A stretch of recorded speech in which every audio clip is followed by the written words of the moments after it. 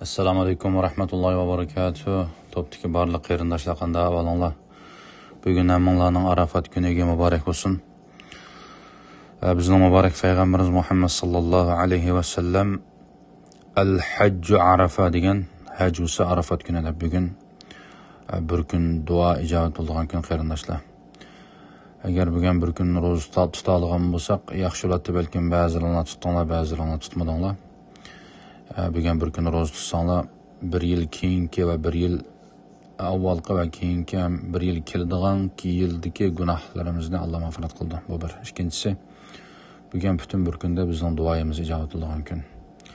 Shunga hammamiz la ilaha illalloh vahdahu la sharika lah, lahul mulku va lahul hamdu va huva ala kulli shay'in qodir degan duoni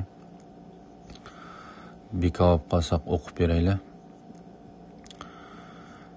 Ondan keyin boshqa bizning o'zimizningki bilmasak Uyg'urcha duo qilsak ham bo'ldi. Bugun nihoyat bir yaxshi kun. Shunga meni bir asıltib qo'yay dedim qarindoshlar. Hammalarni Allohga topshirdim. Yani boshqa qarindoshlar gap bo'z qoldasin beka olganda javob qaytaramiz. Hamda yetninki harf kunda turyapmizda, Qurbon yetninki shu bugun bir man deb qo'yay dedim. Alloh xolisa yetliqmi salom yo'llayman qarindoshlar. Assalomu alaykum va rahmatulloh.